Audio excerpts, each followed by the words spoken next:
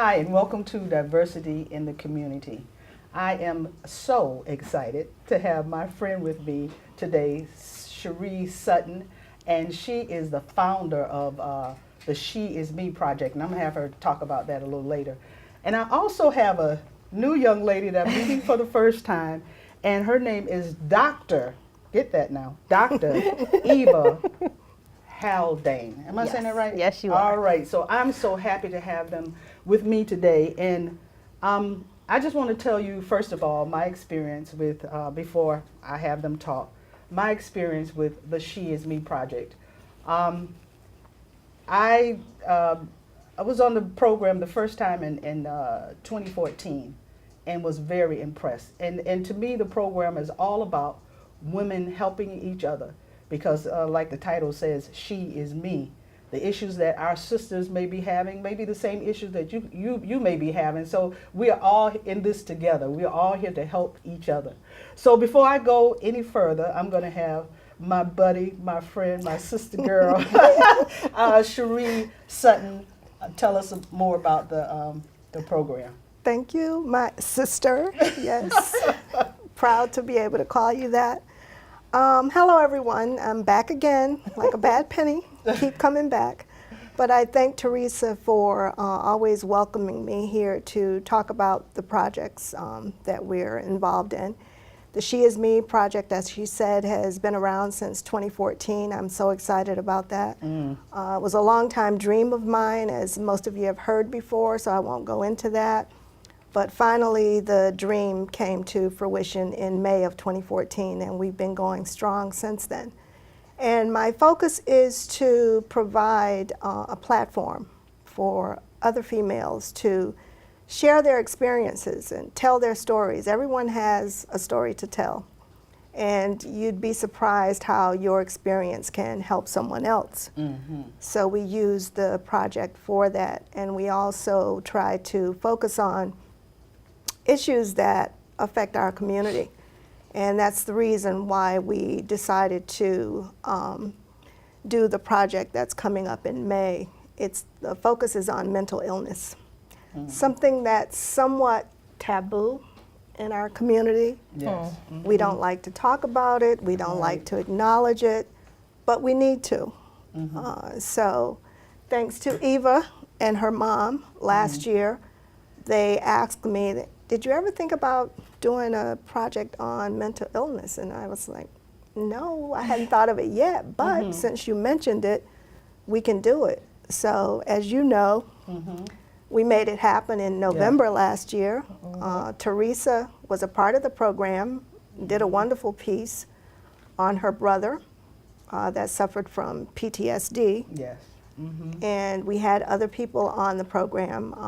And the focus last year was to have folks share their experiences, people that had someone in their family that had been diagnosed with mental illness and was living with mental illness. This time around, we decided to ask people to participate that actually are suffering from some form of mental illness themselves.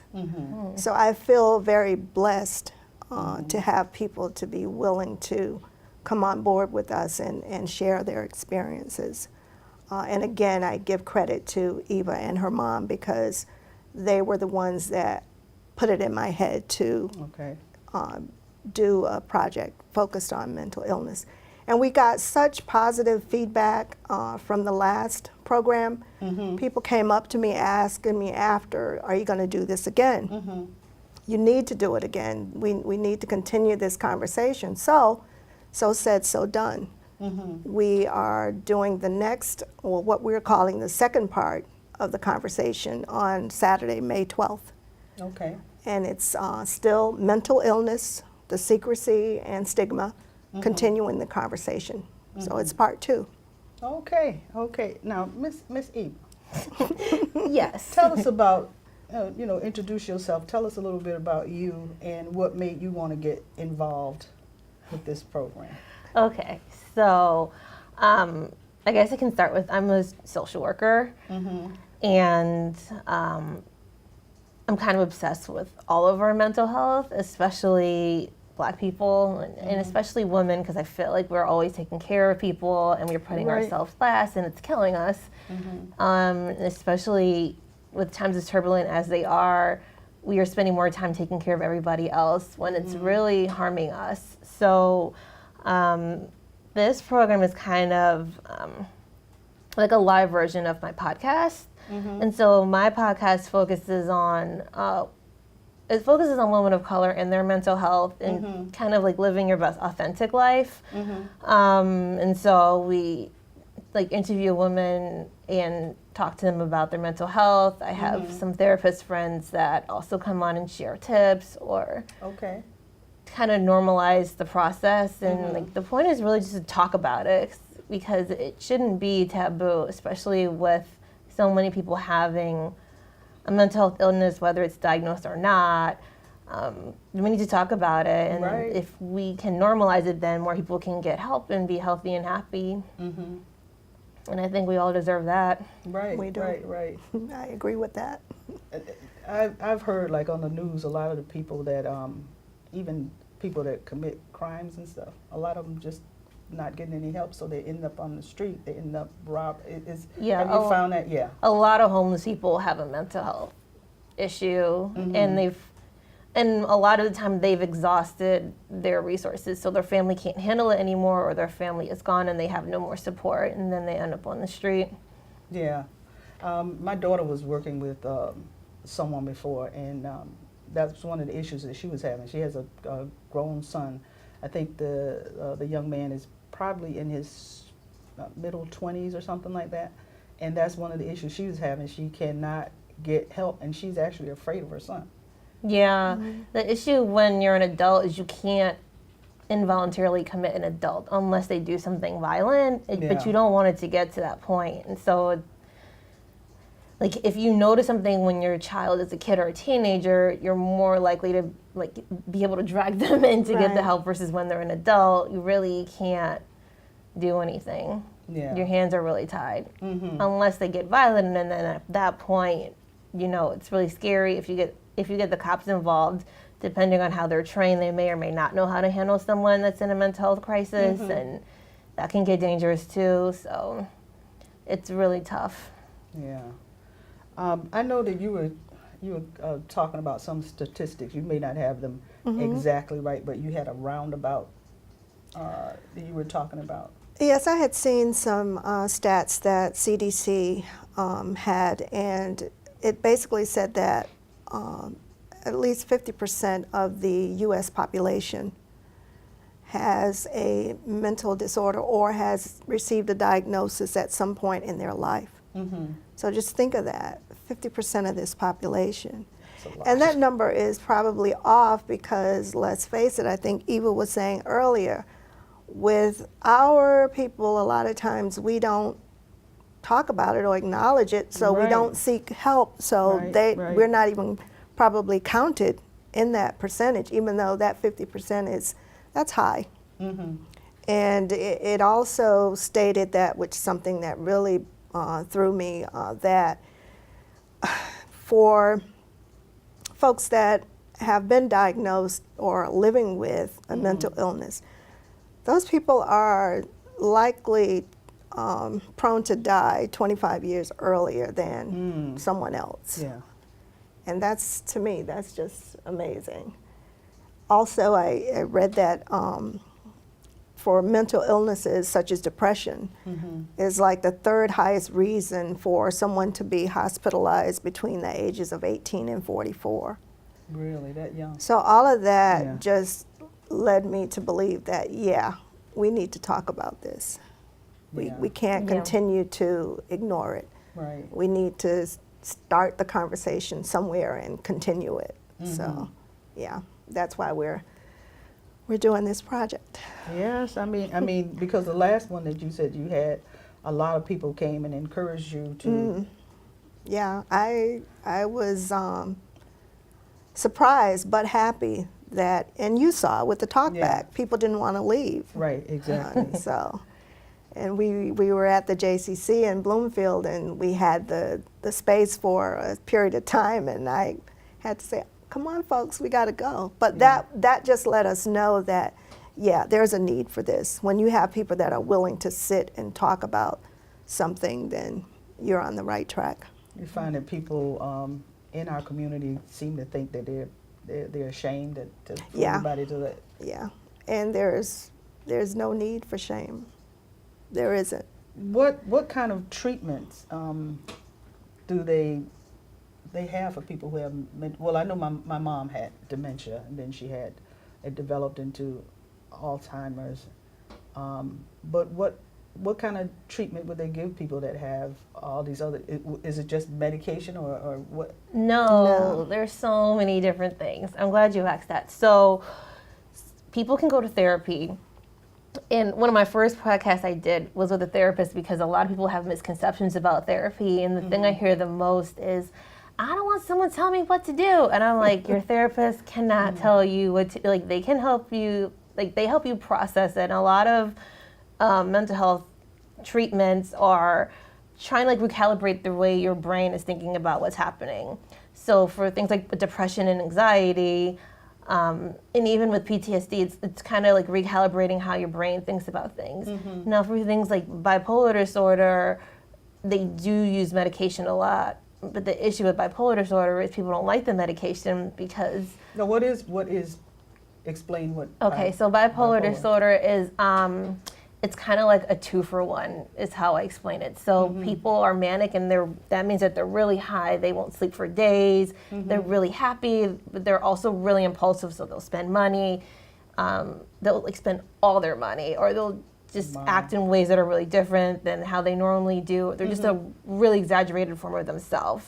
And then when they come down, they get into a depressed phase. And so that looks like regular depression. And these things look different in different people. So for some people, they just sleep a lot, they won't eat, they're really sad and weepy. And so what I found with a lot of people that have bipolar disorder is they like feeling manic because it feels awesome and you feel great. And so when you take the medication and it brings you all the way down, that doesn't feel good. And then in addition to like other side effects of the medication, so that's kind of like the big problem with bipolar disorder is people just don't like taking the medication, but the consequences for that could be violence too. But I think mental illness gets a bad rap because whenever we have these mass shootings, people are like, oh, they're sick. And in reality, people with mental illness are more likely to be the victims of crime instead of the perpetrators of crime. They're way more likely to be victimized. But back to treatment for schizophrenia, there's medication, but it's tricky. And then you also I'm seeing this new movement of people that just don't want to take medication anyway. Like they have a disease and they don't want to take medication anyway. And so they'll try holistic stuff like yoga and meditation and different breathing techniques. And I mean, their argument is it's their body, it's their right to choose what they want to do. And I mean, I can't really argue with that, but. Right. Now, what's the difference between bipolar and schizophrenia? So with schizophrenia, people tend to hear voices, and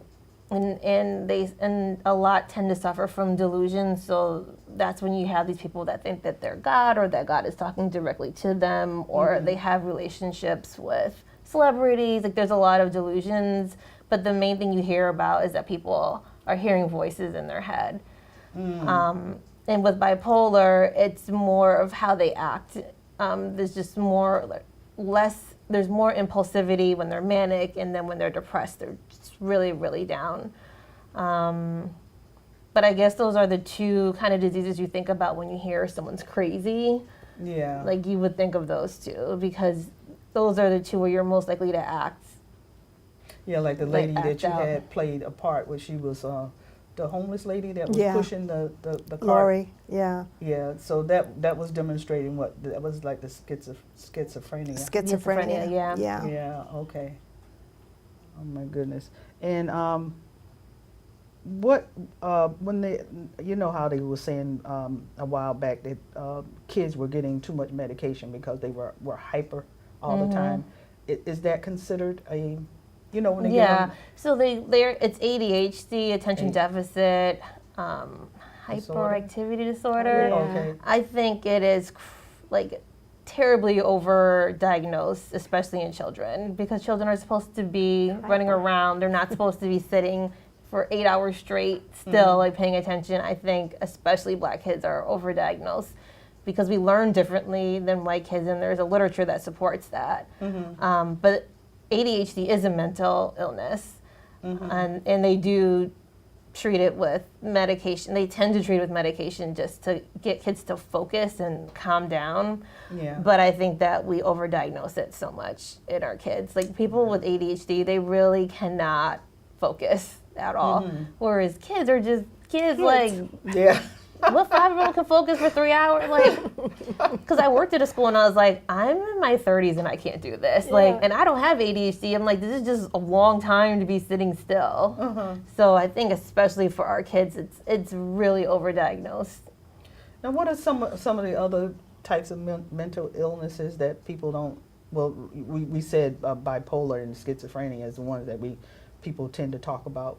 But what are some of those that that's out there a lot and people don't really know or don't talk about or don't understand? I think what people don't understand is PTSD, and I think that people often think it's just war, like people that have been to war, and especially Black people, I feel like we downplay the trauma that we experience in our lives so much. Like, I think if a lot of Black people went to therapy, they'd be diagnosed with PTSD because the Really? things that we experience, we experience a lot of trauma and we just call it life, like, or like that just happens. Like your partner dying, like young, your partner being murdered, like somebody in your family being murdered, a parent going to jail, like all of these things that are very common in our community are not normal, and like it's traumatic to you. And especially for kids, a lot of the issues with mental illness are we make these coping mechanisms when we're kids and they don't work for us as adults. And so with PTSD, what's been really interesting, and a lot of people haven't made this connection, but this woman that works with veterans did, is when they act out, they're using tactics that help them keep them alive. So when you're in war, you're supposed to be like hyper vigilant and like hyper aware, and like those things keep you alive in war. But when you're back in society, you just look crazy because you're like always jumping around and always checking everything. And I think with our kids, especially if they live in a dangerous neighborhood, like they're hyper aware because you got to know what's going on around you to stay safe, but that doesn't work at school. And so what I've been seeing is we are taking tactics that keep people, that have kept people alive in dangerous situations, and giving them a really negative connotation when they still use those situations where they are supposed to feel safe. And so I've only heard one person talk about it with veterans, but when I think about the kids that I used to work with, like, because they lived on Albany Avenue, and so, and they'll tell you, like, I'm from the Ave, and there was a shooting last night, and they are aware, and so the things that keep them alive work at home, they don't work at school. And and I just think we really downplay our trauma. I think all of us downplay our trauma, and it's just interesting to see what counts as trauma. And so like if you like recount your life and tell me all the things that happened to you, I bet you I could be like, that's trauma, that's trauma, that's trauma. You probably have like my therapist diagnosed me with PTSD, and I was like, like, I just observe a lot of things, or like a lot of things happen in my family, like nothing, I don't think anything particularly traumatic has happened to me, but even experiencing those things, I think PTSD is a big one for us.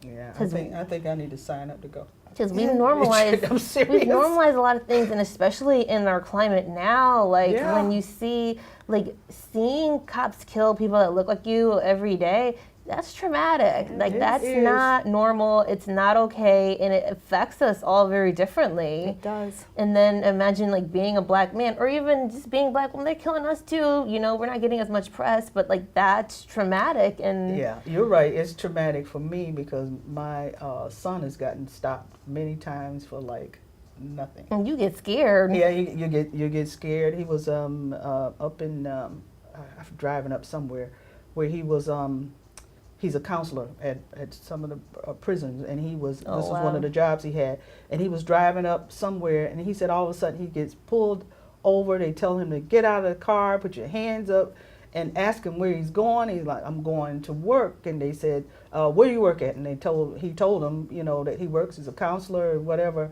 And of course they couldn't find anything, so they said, if we see any of those little hoodlums or whatever from the place where you work, you know, we're gonna do this and that. And they told him to get back in his car and go. Wow. And He's the thing just is, in like, the wrong, you know. What if he would just been angry and whatever? right? Like, what if Yeah. he had said enough? And Yeah. that's the thing is, I definitely noticed it. Like, if I get pulled over, I will start crying. Like, I am scared. I mean, it's gotten me out of tickets, but like, cops scare me. Like, I me too.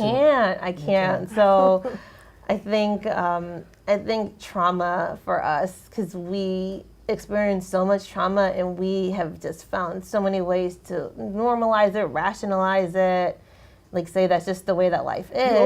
You opened my eyes about that, because I never really thought about it, like, you know, and not to keep going on with the cops thing, but one night I was coming from a rehearsal from, we were doing a Christmas thing, and I had to come down Main Street, and so they were stopping the cars, and you know, all the things you see on TV, you're like afraid. So the cops was stopping the cars, and they stop, and then they shine their light into the window, and they just tell people to go. So the people weren't rolling down their windows, they just shine the light and tell them to go. So when he got to me, I didn't roll mine down either. I thought he was just gonna shine the light, and he started banging on the window.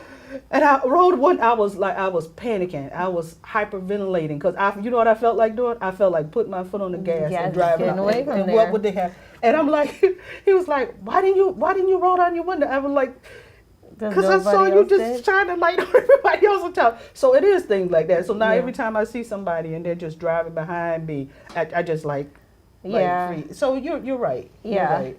And so you're seeing the effect that that's had on you, because a lot of white people see a cop and they're like, like, Yeah. Yep, they don't get give it a stressed out. second If a thought, cop yeah. is not even paying attention to you, they do not, like, they're fine. And like, just the fact that we have these like very physical reactions to a cop, Yep. you know. I'm just an old church lady. Right? Don't do nothing to me, please. I got two cats at home. I'm coming from a rehearsal. Whatever. But two other things, I think, to Eva's point, that we've learned to just cope with are anxiety and depression. Yeah. A lot of times we're Yeah. experiencing that, and just part of the culture to say, oh no, you suck it up, and you're supposed to be Exactly. strong, and Yeah. Right. but So now with the people that are going to be on the show, which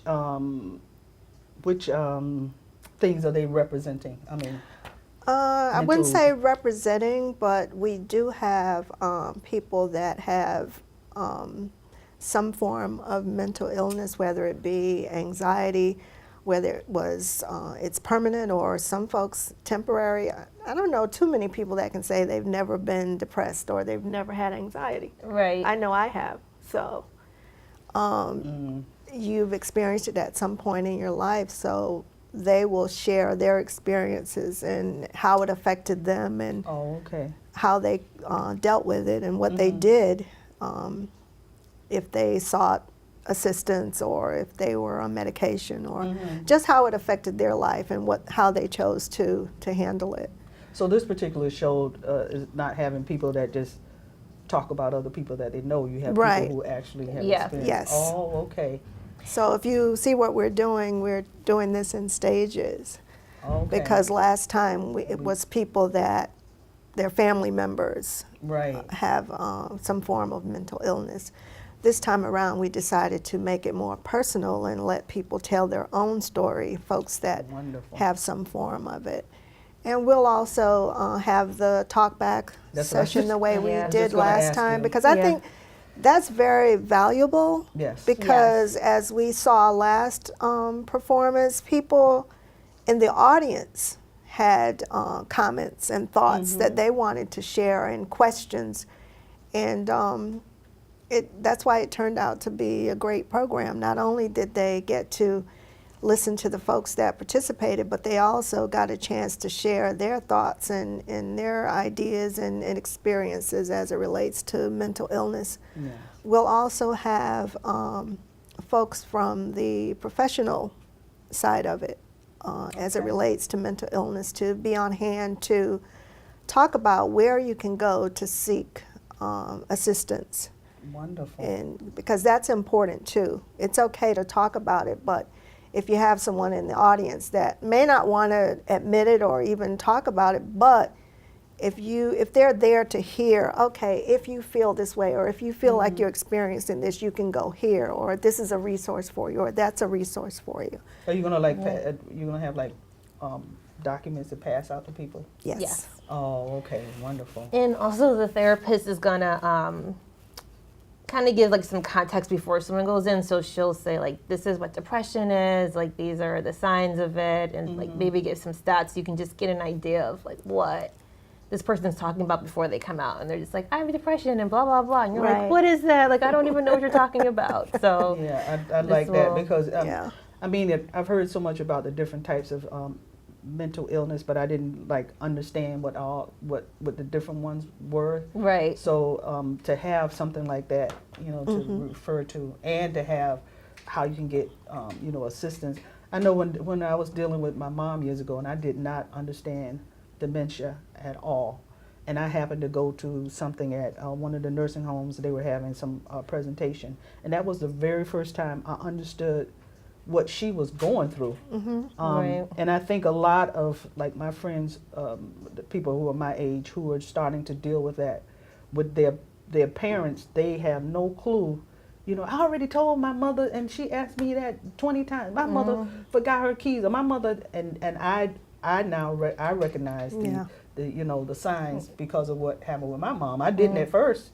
The first time that I realized that there was something wrong, her doctor actually called me and said, you know, your mom takes the what you call it, that dial-a-ride, and she comes down to the eye doctor every day, and then we have to call and send her back. I didn't even know that was going on because my mother was so acting so normal. Then I started to notice different things, like she was not taking her medication right and all that. So then I went to see was it a geriatric doctor, they call him, or whatever, and then they did some testing on her, and that was the beginning of the dementia. But I had no clue what it all meant, and I think people really need to be educated so that they can help.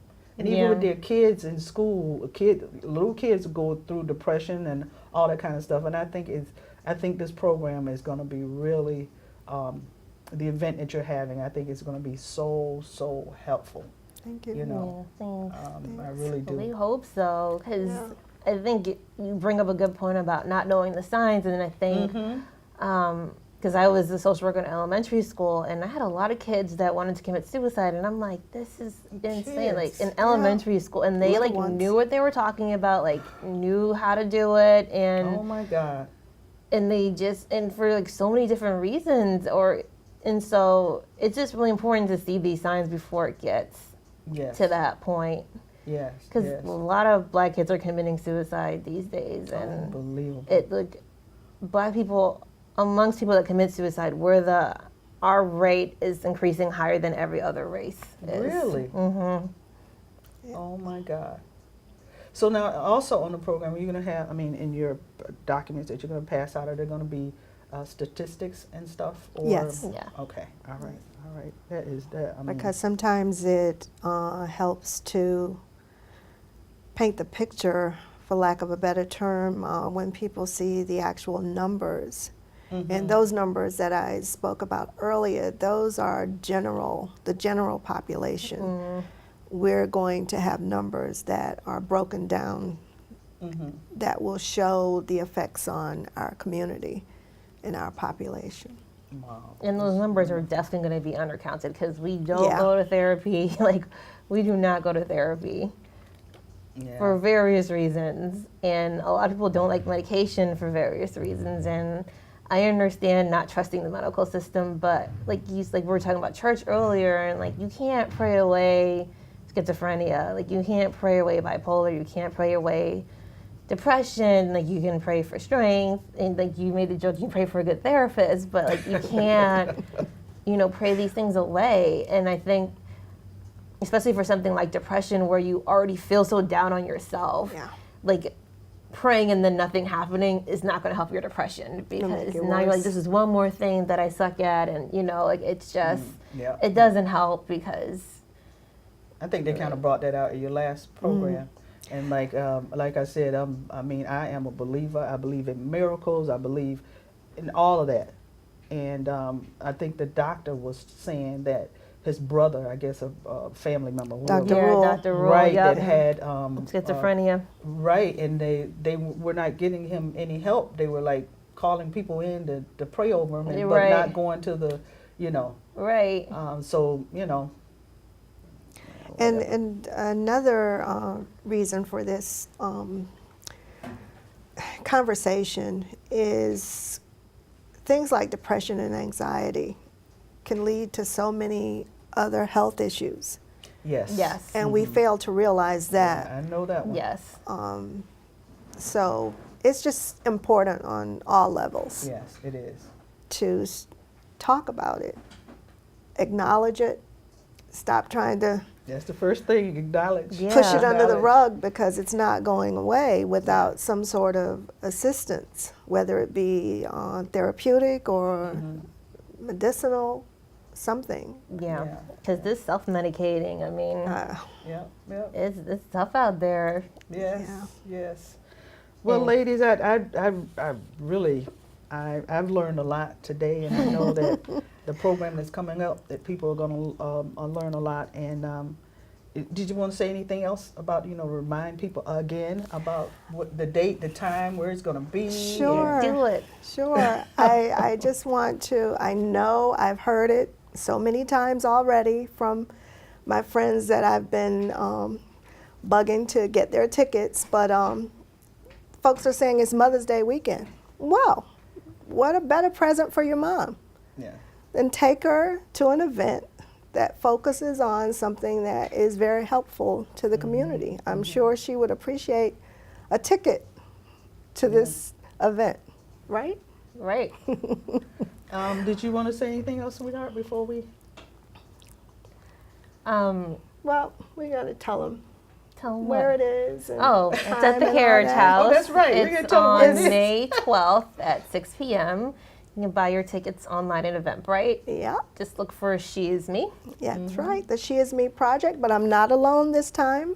I have two of my friends, or my adopted family, I'll say now, Yay. we're collaborating this time, folks. It's not only the She Is Me project, but it's also Advocacy to Legacy. Yes. Yeah, I was just reading Which that. is Eva's mom's, Violette Haldane. Violette, hello. We missed you today.